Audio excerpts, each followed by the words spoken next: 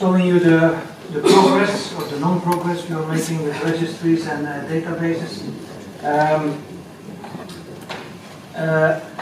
We also sent out a survey, as we had to do, for our first deliverable, and actually I had a 50% reply, so I cannot say too much about the results, but we submitted it, and Europe did accept it, our deliverable, so I'm very happy. I will not discuss what we found in the survey. It's not terribly important. So this is much more important. We still agree, and I hope you all agree, that we need some sort of a registry, actually to become and to stay professional in our field of epilepsy. We do need a registry.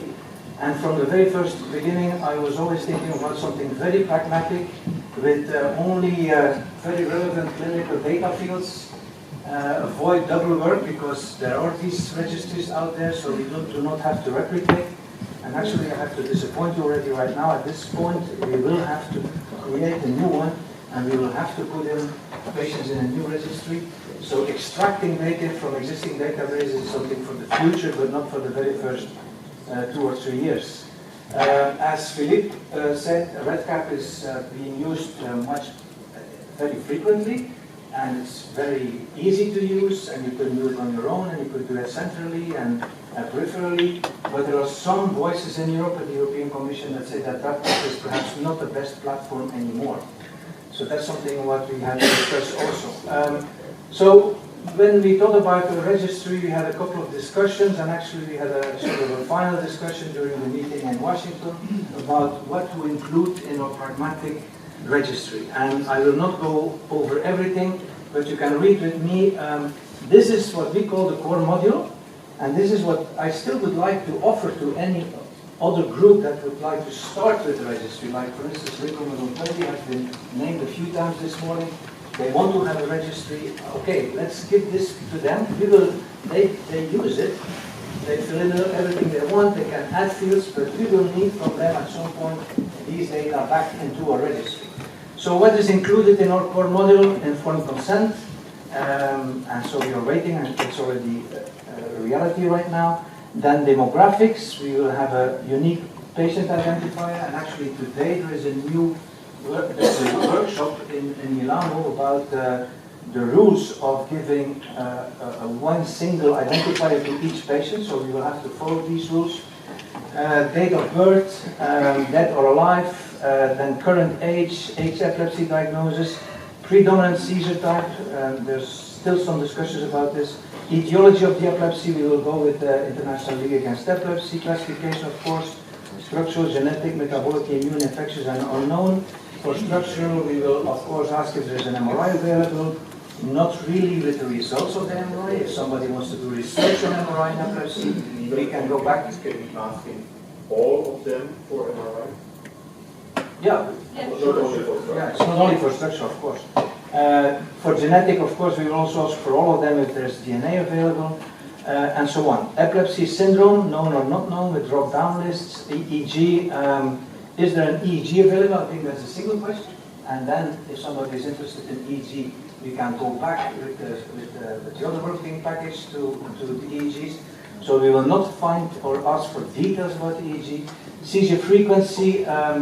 We can ask is there was seizure freedom in the last 6 months, or we can ask for seizure frequency in broad categories. And then encephalopathy or intellectual disability, yes or no. And then treatment, was there surgery in the past? Is the child or adult having a VNS? Was there ketogenic diet now or in the past? And is the patient on antiepileptic drug? And again, we can have a drop-down list. So this was a core module. I think it will take like 10 to 15 minutes for one patient to fill in. And this made me happy because this is doable. I would go to all the centers and say, okay, put in your 50 patients that you promised to have. Then you apply for ERN, and we will have 24 times 50 patients. So we start within 1 week with 1,000 patients in our registry. So I think this is still valid. But then my life changed again on February the 8th, because there was a meeting organized by the European Commission, actually a very professional 2-day meeting, 8 and 9 February, and they introduced what they call the ERDRI, so it's the European Rare Disease Registry Infrastructure. And they were actually very directive. And they're actually showing us what to do if we want to be compliant with the European Commission. So that means if we develop a registry and we want to be at the highest level and comparable with other registries, we have to follow these rules. So I will be very short. I will show you a couple of their ideas. The first thing that they stressed is it's up to us. We can decide to go on with a very simplistic and pragmatic registry, but then we will never be seen at the European level. And we will not be accessible for other people, and so we will not be searchable, findable, interoperable, and reusable. See, these are the terms they use. So I think, again, they are stressing we should try to follow their rules. They will not develop the registry for us, they will not maintain it, they will not control it, they just give you the rules how to develop and maintain a registry. First thing I learned is that we have to include these common data elements.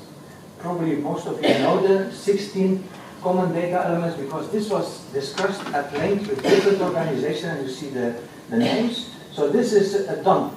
This is done. 16 elements, and I will show you in a moment the 16 elements. They are not terribly different from what we have, but we should include them in our registries. And the thing, of course, is if you have a common data set, this is common to all the registries for all ERNs and for all databases in Europe, of course you will have a tool to link everything together. So what are the 16 fields? Some of them are very obvious, like pseudonym. And again, we will know in a few days how they build up the pseudonym for every single patient. And I think every one of you should use that pseudonym from now on, not only for the registry, but also for your work packages, date of birth, sex, patient status, date of death, first contact with the specialized center. So these are still administrative data. So then we go on, age of onset of the disease, not difficult, age at diagnosis, not very difficult. And then it becomes a bit more tricky, diagnosis of the rare disease, and they stress very much that we should use orphanet codes. And so that makes it a little bit more complicated. If we include this in our registry, we will have to have a list of all orphanet codes. This is why we should work on the thesaurus of orphanet. Yeah. I'm sorry. But we did it when we did the application. Yes, no, but we should get back because there are like 180 diagnoses that we do not know what they are linked to. Okay. Carry on. Sorry. That's true. Next step is genetic diagnosis, and there they strongly suggest to use Omen codes. So that's another drop-down list of a couple of hundreds Omen codes. So it makes it a little bit difficult, and I'm stressing it, we don't have to do this, but if you don't do this, you're out of the European field. Undiagnosed case, I think that's important. We stress too much all of the known epilepsies with the known diagnosis, but we have many children and adults without an underlying cause at this moment. Agreement to contact for research purposes, so this is consent.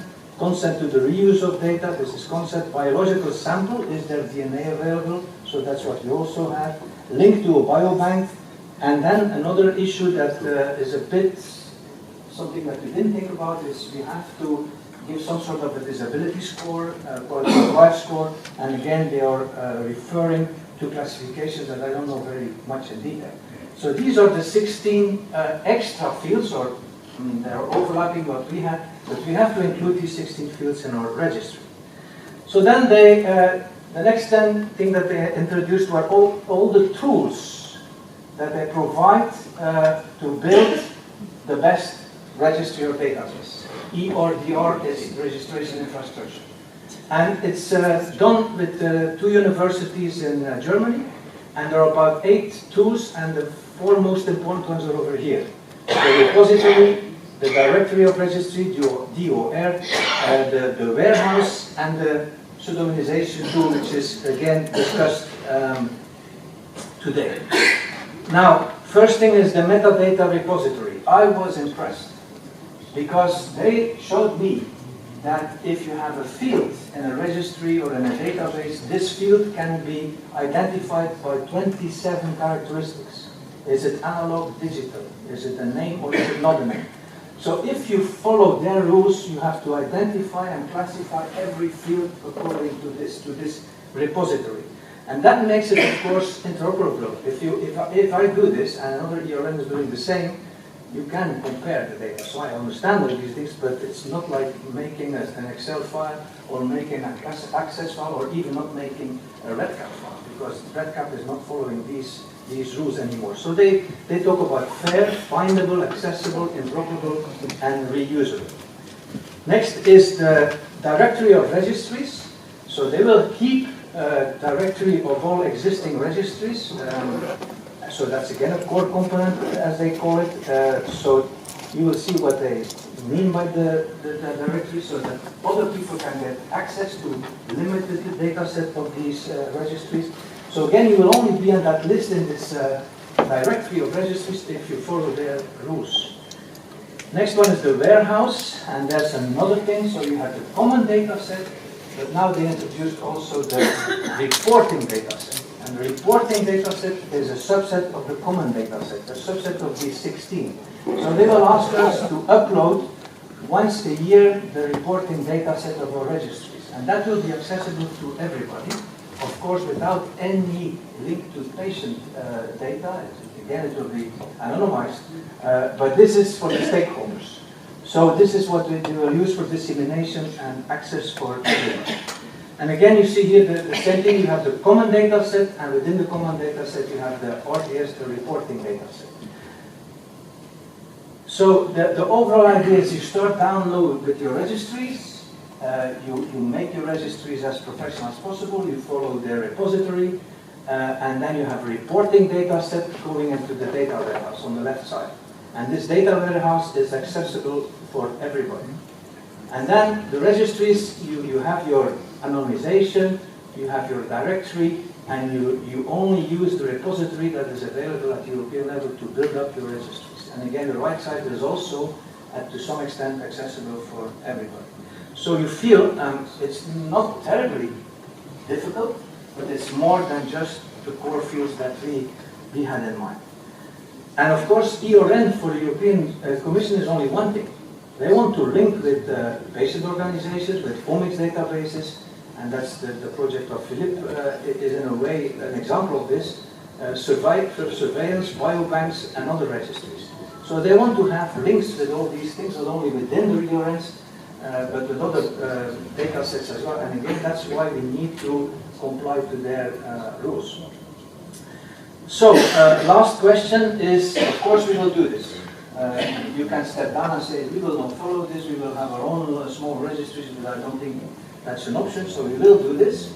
It will ask more work, more technical input. I was hoping that I could do this with an IT student. Now this is over, I cannot do this with an IT student anymore. This is, if you want to do it professionally, you will have to do it with some other guys, and so I need more than 3,000 euros to develop the registry. And then one of the other questions is, I still like REDCap very much. They are suggesting that we should think about something else, not only Open Clinica, there are about 4 or 5 possibilities, but REDCap, if you ask your individual hospital, would your hospital be prepared to install REDCap? About 25% will say no.